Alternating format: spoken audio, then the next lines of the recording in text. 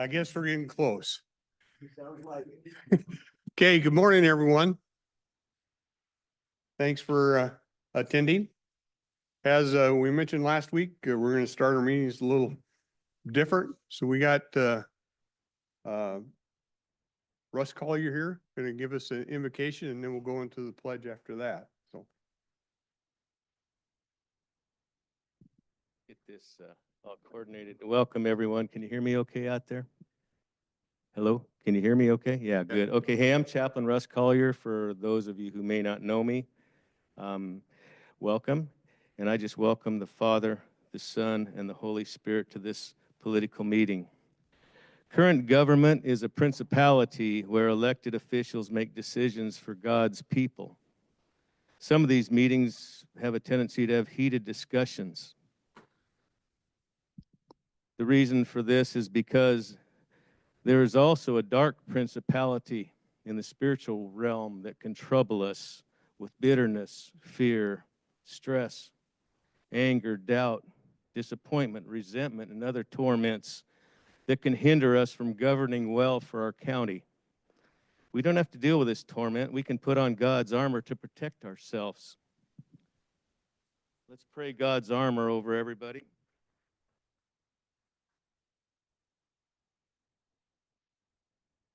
The Bible says, put on the whole armor of God, that ye may be able to stand against the wiles of the devil.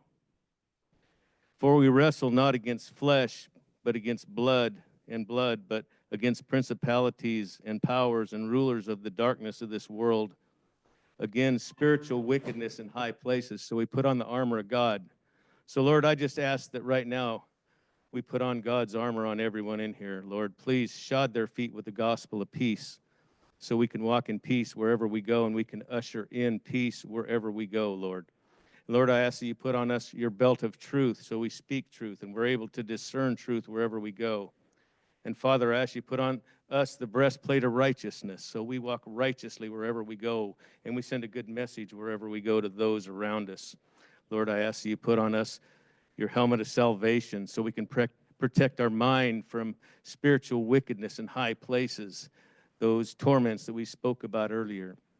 And Lord, I just ask that you give us the sword of the Spirit, which is your word, Lord.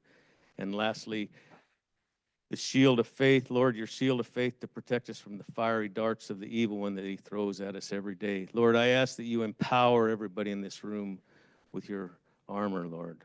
I pray this in Jesus' mighty name. Amen. thank you, Russ. Want to join me for the pledge?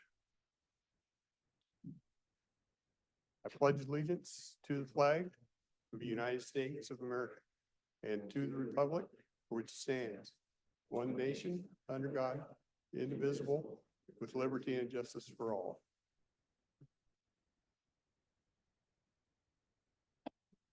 Okay. I'll ask Commissioner Rader for a preview of the minutes. Yep, after review of the minutes, I move that we approve the minutes of January 6th, 2025. Okay, we have a motion to approve. Any questions, comments, corrections?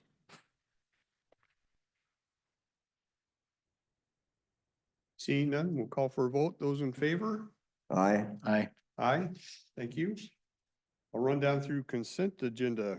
Under agreements, contracts, bid awards, we have some completion letters. A completion letter basically means the work's been done and that the retainage and anything that we held is okay to be released. So that's the purpose of a completion letter. So we have a completion letter to Weather Guard for the annex roof replacement project. By the way, this doesn't affect the insurance claim we're going through. That's a separate item. That project over there, I think we spent roughly about 208,000, which was below bid to have that done. Completion letter to Lakeside Industries for the Hall of Justice North parking lot replacement. That was right around $110,000 project. Completion letter to Specialized Pavement Markings for 2024 Joint Agency Pavement striping project. We do it for our county roads. I think we also do it for some of the cities. I'm pretty sure we do Castle Rock and maybe some help on the others. That's an expense, that's pretty good expense every year. We spend about right around 775,000 last year to do that striping. Completion letter to Lakeside Industries for the 2024 countywide pavement overlay project. That's an expendy thing we do every year with Lakeside too. That was about 2.2 million this last year. The last item is an amendment to agreement with North County Recreation Association for their event venue completion project. We're extending the contract to December 31st, 2024. City of Castle Rock was awarded, I think, right around $80,000 in out of the lodging tax dollars that accrue. They've spent about half of that. They have some more work to be done, so they're extending this to the end of this year to get all that work done at that project. Board correspondence. Letter dated 1/6/25 from Haley Johnson, elections manager, regarding the local voters pamphlet administration rules. That's basically the 2025 manual. Letter dated 12/27/2024 to Mike Reardon, executive director for Area Agency on Aging and Disabilities of Southwest Washington, regarding the appointment to the, I think they call it the ADSWA COG board. We made appointments last week. Commissioner Farrell is the main point of contact for that.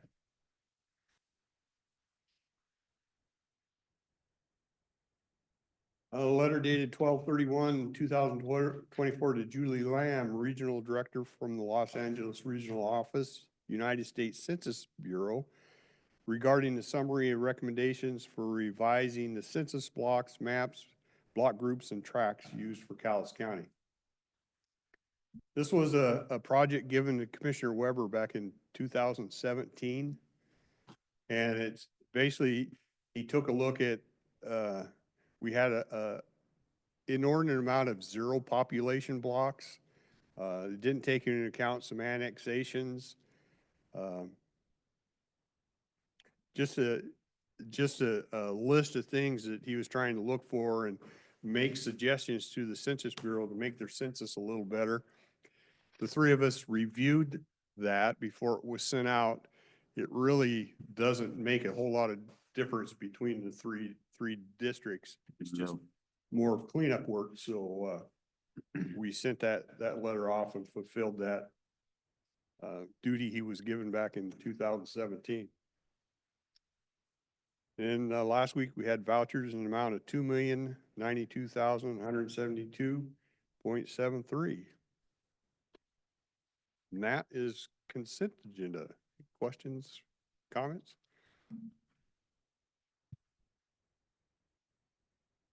I'm good. I move approval of the consent agenda. Okay, we have a motion to approve. That's what? Yes. The top and the bottom is moved on here. Looking for hands. Okay. Seeing nobody come up, we'll call for a vote. Those in favor? Aye. Aye. Aye. Thank you. And motion items, looks like three different items, or two. Is it two?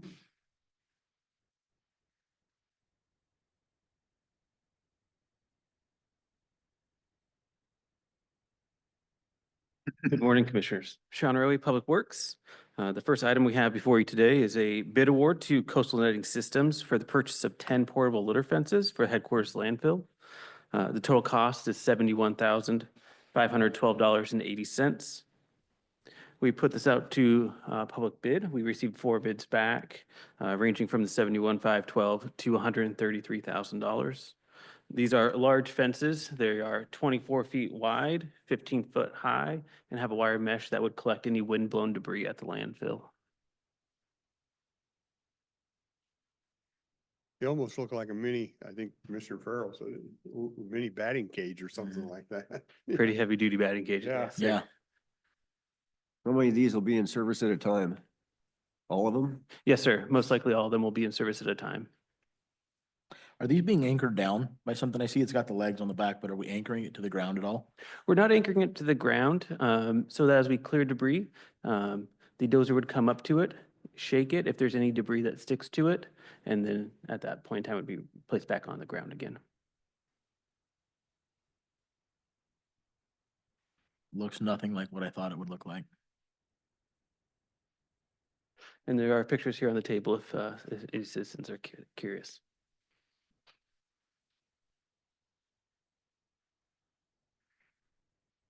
I'm good with it. Okay, you want to somebody offer a motion? I make a motion to approve the netting systems as presented by staff. Okay, we have a motion to approve item 7, purchase of the portable litter fences.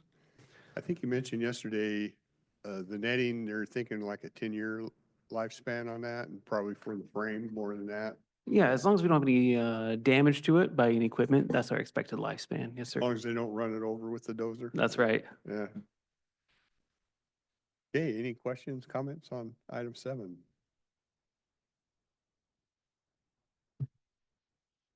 Okay, seeing none, we'll call for a vote. Those in favor? Aye. Aye. I also vote aye. Okay. Item 8. Good morning, Commissioners. Susan Eugenius, County Engineer. Item 8 is an amendment to our agreement with RH2 Engineering for the Toutle Water System improvements. So we opened those bids for the water system improvements last week. And this is an amendment to the design consultant's contract to provide us construction services. This authorization will increase their contract amount by $91,886 and increase the time frame by 6 months to June 30th, 2026 to give us adequate time for the construction to be completed. 91,886 is less than 10% of the bid amount. You can pretty much count for engineering services, so inspection services and review of submittals to be in the range of 10 to 15%. Just what we kind of refer to as the Shadow Mountain project. No, this is the project where we're running additional lines along Spirit Lake Highway in the Tower Road area where the existing customers have low pressure, and then an installation of a pump station out on South Silver Lake Road near Juanita. So this is pressure improvements for existing customers. Plus it will serve any new development and stuff. Yeah. Yes, but we're improving areas where they have low pressure and then providing for future if people want to connect. Susan, could you briefly explain what the need for the increase in the dollar amount is? I know you said consulting. Yes, this is for our consultant to provide us construction services. So during construction, there are a number of submittals that come in. They're very technical nature, especially on a project such as this, which is not a normal road project. So there's pumps, pressure reducing valves, materials that we're not accustomed to inspecting. This is also providing services to be on site when they're installing some of those items because our construction staff is not experienced in that, and running through the startup with the contractor. So things that would be unseen, so to speak, in the initial bidding process. Correct. This is when we do most of our consultant contracts, we set them up for the design so that when we go through the process, depending on what our workload is at that time and our construction inspectors' experience with the type of work we will do, we go through the contract and say, we need your help with these items and ask for this additional work.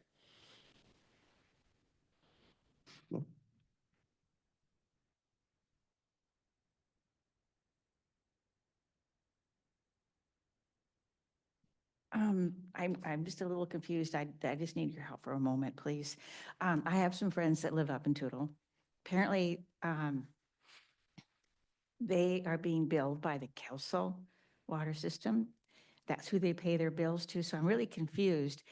If the county's out in Tootle, then why do their bills come from Kelso? They come from our Kelso address. They should be coming from Cowlitz County because they're addressed to this system up there. I would have no idea why they would be paying anything from the city of Kelso. We do bill from our Kelso office down on 13th, and I know we have a lot of people who come and drop off their payments versus mailing, so. I see. Okay, thank you, because I do know that the Kelso people are up in arms right now tremendously because their water bill is going up by, I believe, 50%. And they're very upset. So I didn't know if that was connected. No, our water is going up. We did 3 this year? 5% is what our water is going up this year. Okay, thank you very much. You're welcome. Okay. And that water line that runs up, that actually is coming out of Castle Rock, isn't it? Correct. That system, the water is treated by Castle Rock, and we are part of a consortium with them that we buy water from them. I move approval of Public Works item number 8, the amendment number 4. Okay, we have a motion to approve item 8, the amendment to the professional services agreement with the RH2 engineer. Any other questions, comments?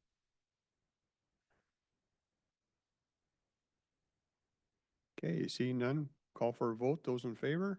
Aye. Aye. Aye. Thank you. Thank you. I think you have, is this one you, Sean? Must be you. Yes, sir. Thank you again. Next up on item number 9, we have a bid award for Core Solutions for electrical services and WeatherGuard for roof repair and maintenance, both of them for a contract not to exceed $100,000 on an as-needed basis.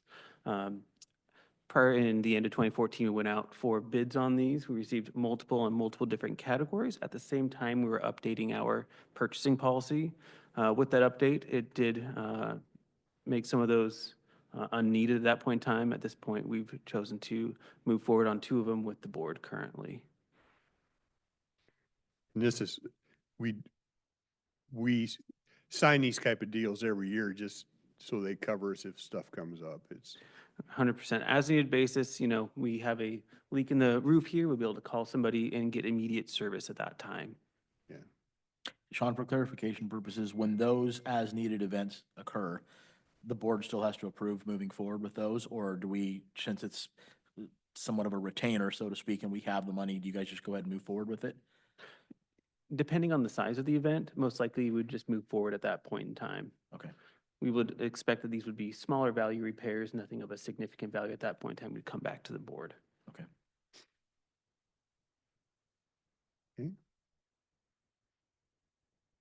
And I move approval of the maintenance bid award number 9. okay. We have a motion to approve the bid award. Core Solutions for electrical, WeatherGuard for roof repair. Any comments, questions, concerns? Okay, seeing none, we'll call for a vote. Those in favor? Aye. Aye. Also vote aye. Thanks, you guys. Thank you. Before we get into constituent comments, a couple updates on questions that were asked last week. David asked about, had some questions on affordable housing, and I think it kind of revolved around, can individuals donate to that? And I happened to, that same night, I happened to sit in on a Kelso council meeting, and Jennifer Westerman from Hoswa was there and talking over their program a little bit. So I have some information on that. The bottom line is, if an individual wants to donate, they can do that. You just would go through the sponsor, whoever the sponsor is, whether it's CAP or Hoswa or whatever, an individual could do that. But what you may not know, and Sunrise Village took advantage of this, is the largest player in the affordable housing complex, however you want to look at that, is, and I didn't know this till last Tuesday, is the IRS.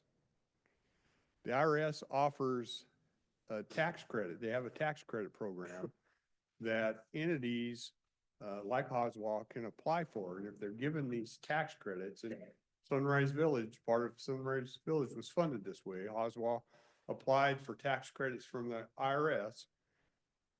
If they're given tax credits, I think they were given tax credits, let's say 15 years worth of tax credits. They can take those tax credits and they can put out like an RFP, and institutions, even an individual, could bid on those. What they usually find is banks will bid on those and say, trying to remember her whole thing, but I think the winning bid for the Sunrise Village project was like $10 million. And the financial institution that wins that bid then takes advantage of those tax credits for the next 15 years. So I didn't know that. I don't know if that's common knowledge, but that's actually the biggest financing arm of whatever you want to call the affordable housing complex around is those IRS tax credits. And they just don't get handed out to anybody. They have to bid, they have to submit an application and they get awarded them, and then they can take those and offer an RFP, or people can bid on those. And obviously, if a financial institution is going to take it, over 15 years, they expect to get some kind of return or their money back, right?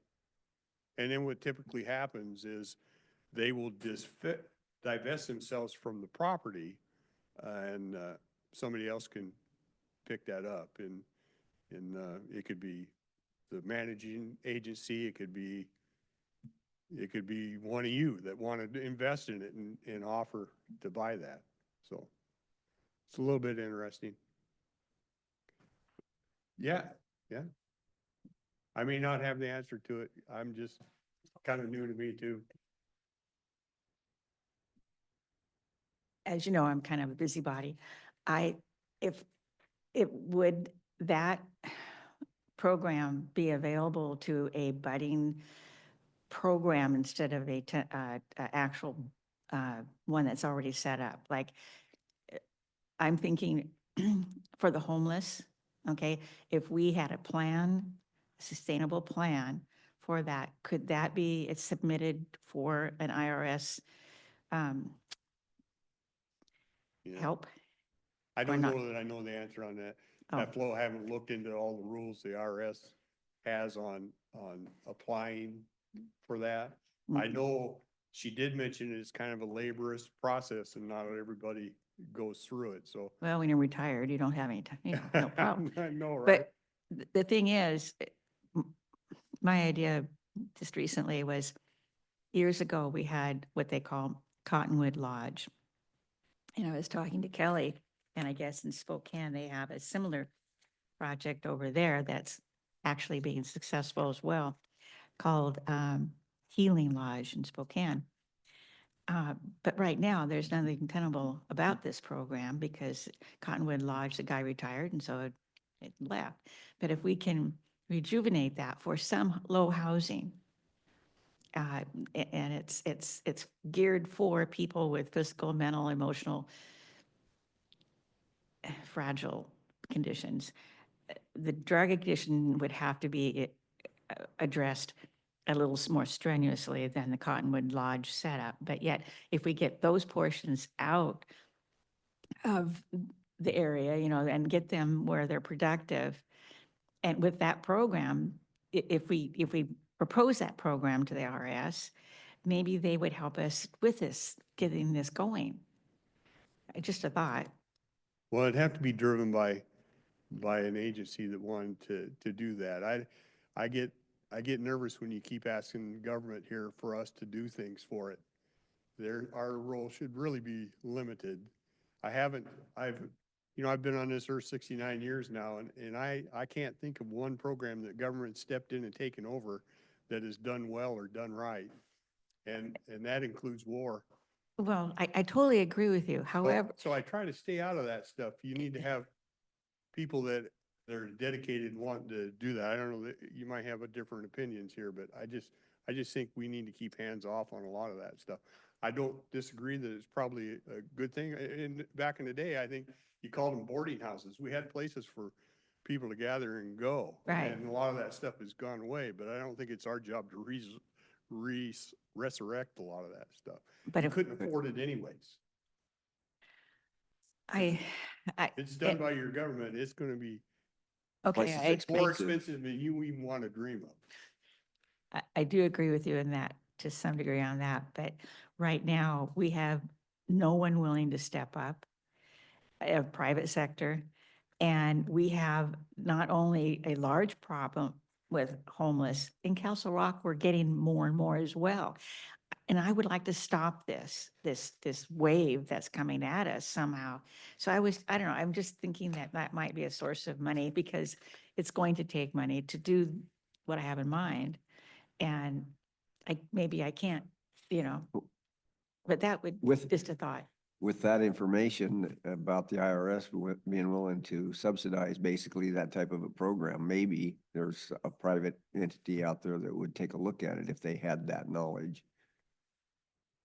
Yeah, people just don't know about that, the IRS subsidy? I mean, is that it? I would guess if you ask the average person who's the biggest funder behind, Homeless. I almost hate to say affordable housing, but that's how Yeah. they tag it. Very few, if any, would say the IRS. Most would probably say the government or Department of Commerce or something like that.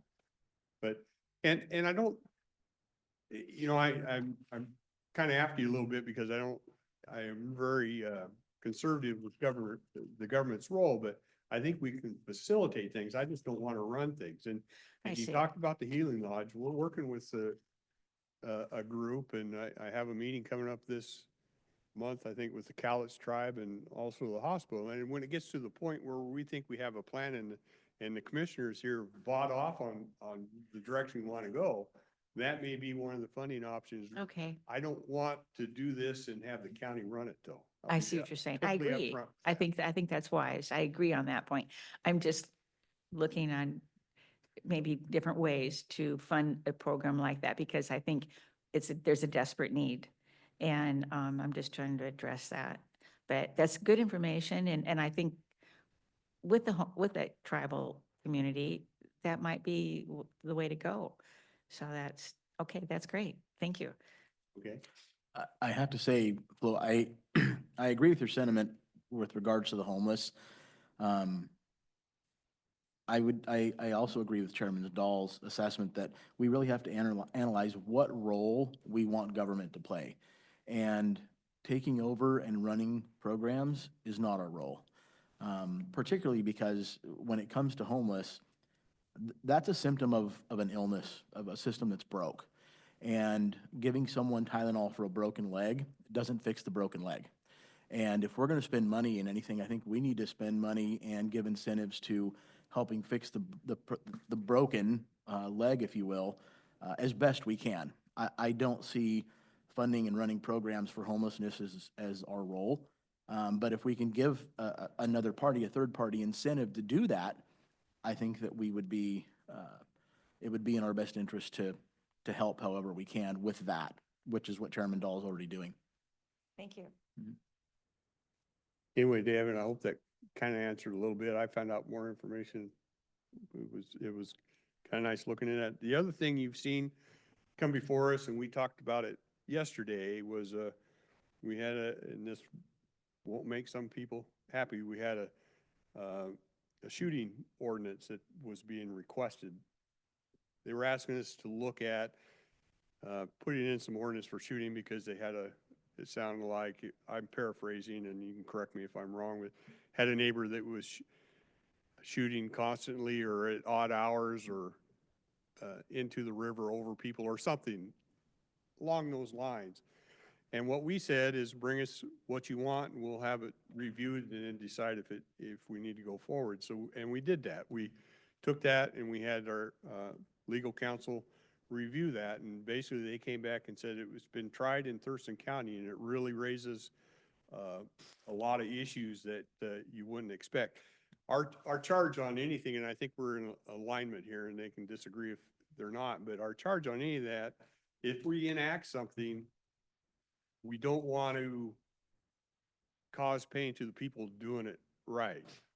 You know, and I don't think we can do that in this without, basically,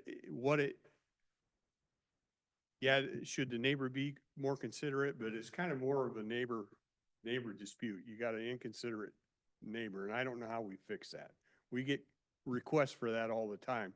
Well, we have stacks and stacks and stacks of laws, and the only people that really comply are the people that are considerate anyways.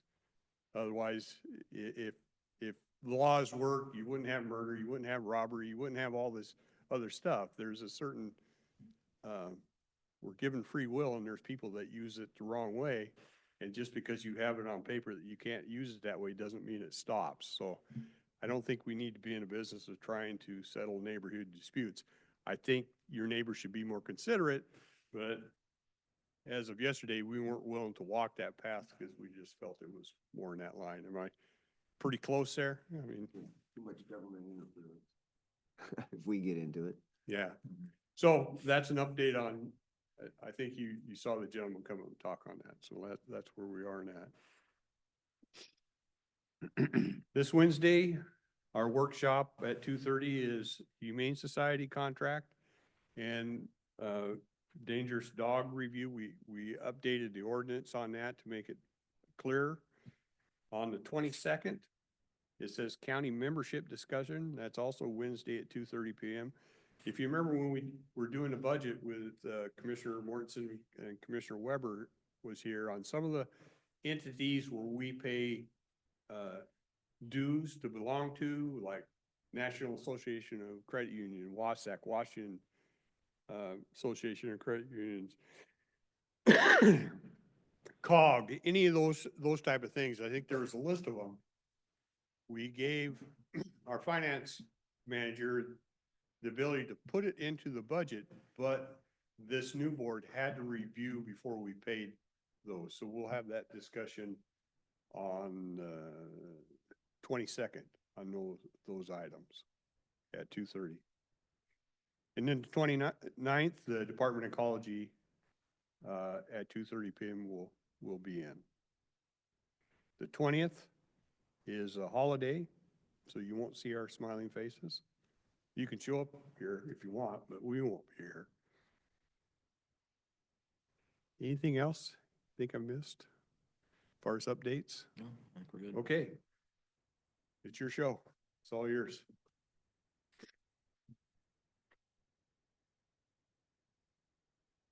Good morning, Commissioners. Regarding the Department of Ecology meeting, will you expect to see some bright faces here present, or is this something over the screen where they sit up in Olympia? No, they're actually headquartered down in Vancouver, and the last time we had, they drove up. They'll be here. They will be here, so And- we can and see we- some names and faces and understand Yeah. what, okay, You'll see, Bobek is his name. He's the local rep down in there, and he has, off the top of my head, I forget the gal's name, but they'll be here and it's possible, I can't say they've committed it yet, but we've kind of asked, Army Corps maybe join them. So, and I don't know, I can't tell you that's gonna happen, but I know Ecology will be here. We actually have, I don't know, 4 or 5 meetings scheduled with Ecology this year, and January 29th is the first one. okay, and it's here in these quarters. It's here in these quarters. Very good, thank you.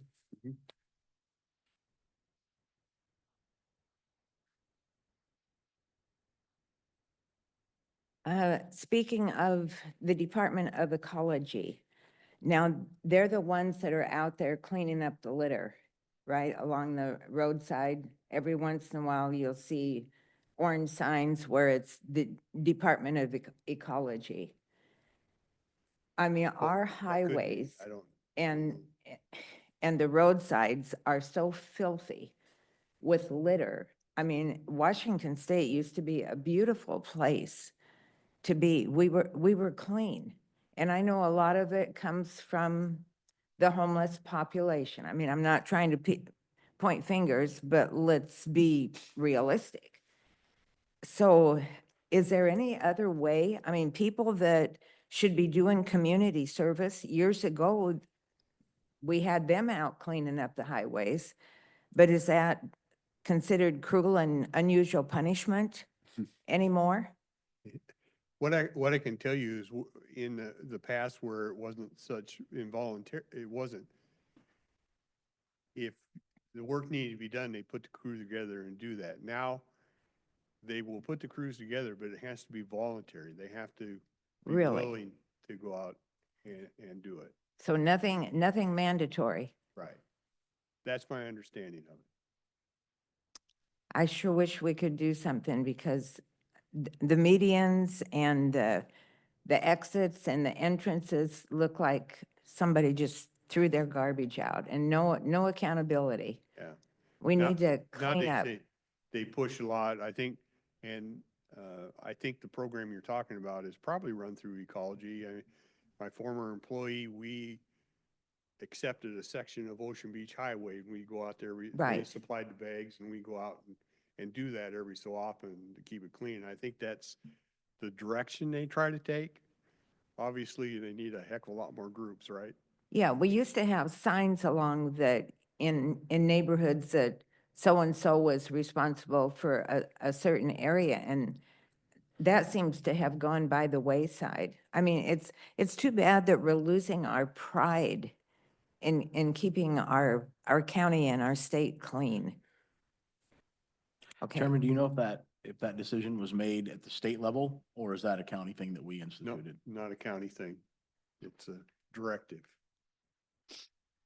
The way it was put to me.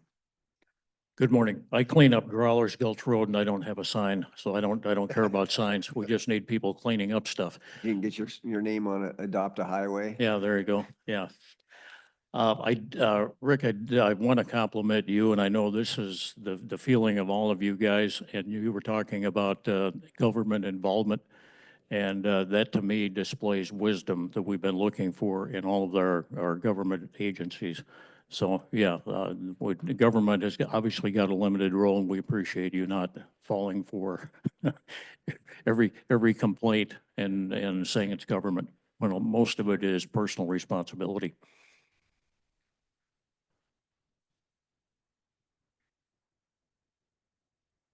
Anything else? I will say, I put Commissioner Farrell through a tough time last week. He kind of said, and I don't know if Commissioner Rader listened in for a while or not, but a 5-hour Zoom meeting with Washington State Association of Counties. Every once in a while I'd walk in and I said, "Are you ready to gag yet?" They were reviewing all the legislative bills affecting the counties and trying to sort out where they were going to focus their priorities. And by their bylaws, they have to have 85% majority before they'll touch anything for the counties. And basically, only takes a couple people to say, no, we don't want you to touch that. And then they'll stay away from it. But my goodness, I'll tell you what, boring. Oh, my word. Yeah. It's always looking for money. One of the things, and they'll vote on it next time. They didn't have it, and I'll vote no.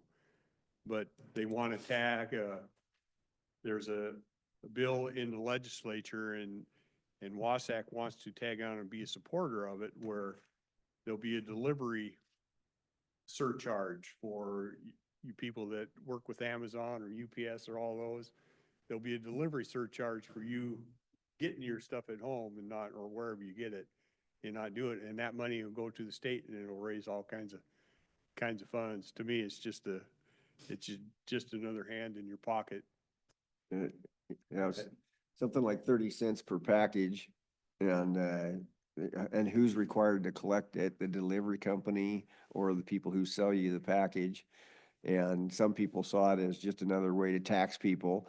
And other people looked at it as a convenience fee. It saves me from driving to the store to get something. So there was a lot of discussion about it, Yeah. but and there- any way you cut it, it's getting back into your pocket. Yeah, and there's a lot of counties that say, we need that money for our roads. We Yeah. need that money for our roads.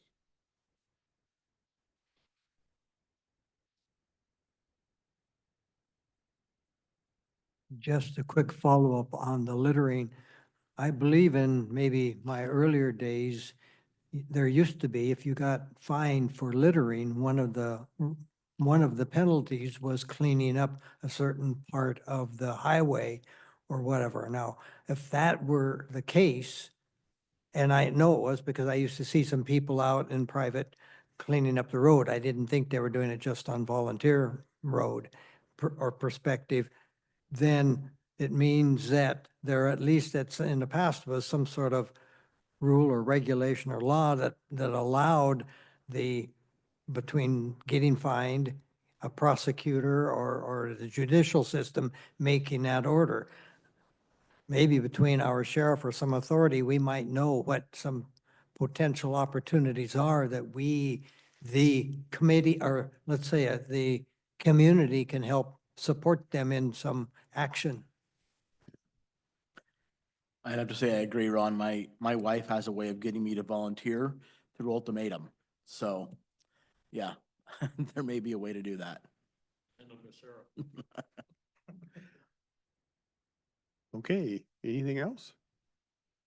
I do have one thing. Yeah. Chairman, I had a citizen approach me last night with regards to the equestrian center over at the fairgrounds. He's a member of WASEC, or his child is, WASET, and he was upset because that organization pays a fee to use that, and it wasn't drug prior to their practice, and they had to cancel practice because it was getting dangerous. So he was pretty upset due to the fact that he was told that he can't use the county equipment to drag it, and they don't have the Kelso doesn't have a tractor, so he wanted to see what recourse they have with regards to making sure that that arena gets dragged. So I told them that I would bring that up and see what we could do moving forward. We're talking to the questioning center over at the fairground. Yeah. Your best would be get on horn with Kim. See what they do with that. Okay. This PFD pretty much runs that over there, I know. Yeah. You know, it would probably surprise a lot of people is how busy the equestrian centers are around this area. There's a lot of activity that goes on, so I don't necessarily disagree with that, but I don't know what they have for equipment. Probably the question to her would probably Yeah. clear that up. Yeah, it's booked every night, actually. Yeah. There's something going on in it every night. Yeah. So. Anything else? Okay, see nothing else. We will adjourn. Thank you.